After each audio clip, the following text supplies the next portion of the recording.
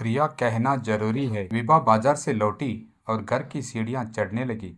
अचानक उसके हाथ से सब्जी का थैला टूटकर गिर गया।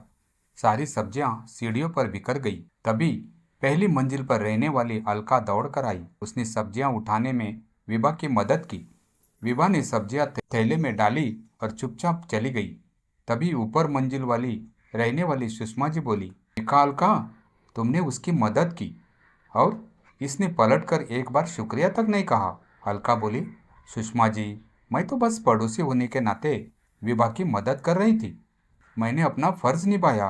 बाकी शुक्रिया कहना न कहना वो तो विभा की मर्जी है। अलका ने शुभा जी से ये बात कह तो दी कि उसे कोई फर्क नहीं पड़ता, पर उसे फर्क पड़ता था। वो सोचने लगी कि सुषमा जी कह तो सही रही है। कई बार वो विभा की मदद करती है, पर वो पलटकर कभी भी शुक्रिया नहीं कहती। एक दिन अलका और विभा दोनों सुपरमार्केट से सामान ले रही थी। विभा पेमेंट करने के लिए पर्स में से फोन निकालने लगी। अरे, मेरा फोन कहाँ गया? पर्स में ही तो था, कहीं गिर तो नहीं गया? किसी ने चुरा तो नहीं लिया? अलका दूसरे सेक्शन से सामान ले रही थी। उसने जब विभा को परेशान देखा तो उसके पास आई और बोली, क्या हुआ विभा, तो इतनी परेशान क्यों है? विभा बोली, पर्स में फोन नहीं है, पता नहीं किसने निकाल लिया। अलका ने उसे सहारा देकर वही स्टूल पर बिठाया और बोली, कहीं तूने सामान लेते हुए वही तो नहीं छोड़ दिया था? एक काम करते हूँ, मैं अपने मोबाइल से तेरे फोन पर कॉल करती हूँ। तभी 24-25 साल का एक लड़का विभा के पास आया और बोला, दीदी, ये मोबाइल फोन आप वहाँ सामने काउंटर पर छोड़ा ही थी। इसके वॉलपेपर पर आपकी फोटो लगी हुई है, तो मैंने पहचान लिया। मैं वही आपके साथ ही सामान ले रहा था। विभा तो कुछ नहीं बोली, पर अलका बहुत तहजीब वाली थी। उसने लड़के को शुक्रिया कहा। बहुत बहुत शुक्रिया भैया, आपने मेरी फ्रेंड का मोबाइल फोन ढूंढने में मदद की। लड़का थोड़ा हंसते हुए बोला, मैडम, मोबाइल फोन तो उनका था और शुक्रिया आप बोल रही है। खैर, कोई बात नहीं, शायद उनके लिए शुक्रिया कहना जरूरी नहीं है। नमस्ते।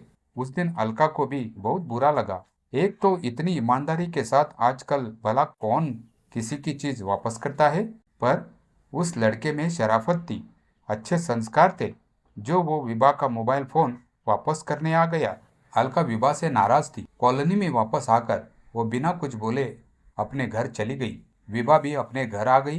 अब धीरे धीरे विभा ने महसूस किया कि अलका ने उससे दूरी बनानी शुरू कर दी, पर उसे ये नहीं पता था कि उसकी वजह क्या है। एक दिन बाजार जाते हुए उसने अलका से कहा, अलका, मैं सुपरमार्केट जा रही हूँ, तुम चलोगी क्या?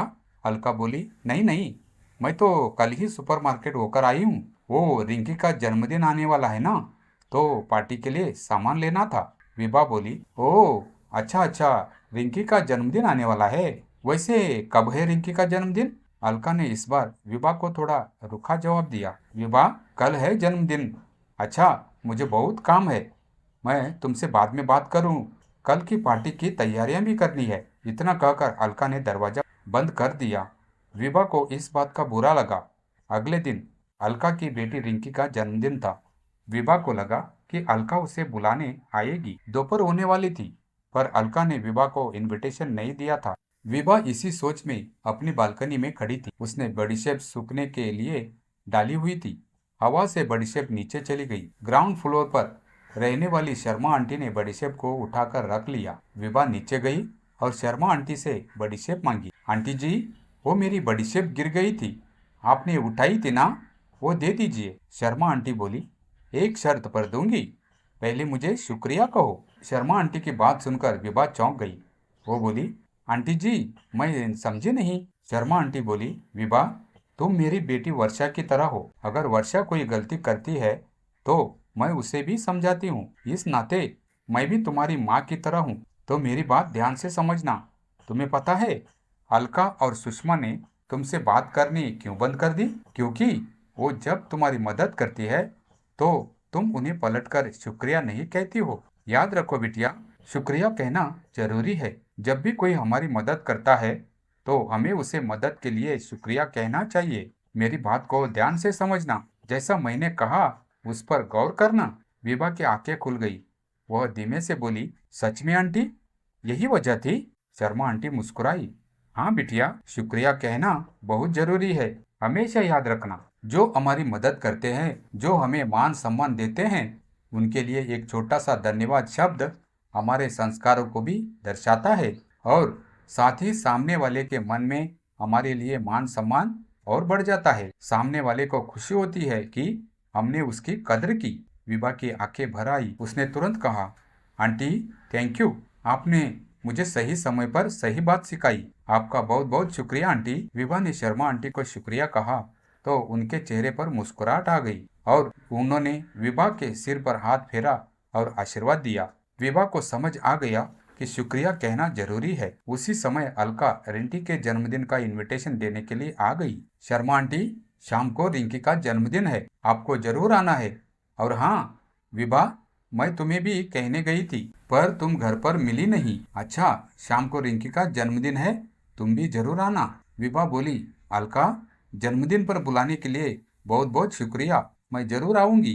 विभा ने जब अलका को शुक्रिया कहा तो अलका के चेहरे पर एक अलग खुशी थी। सुषमा जी भी अपने फ्लोर से हैरान खड़ी सुन और देख रही थी। उन्होंने मन ही मन सोचा, चलो शुक्रिया कहना जरूरी है।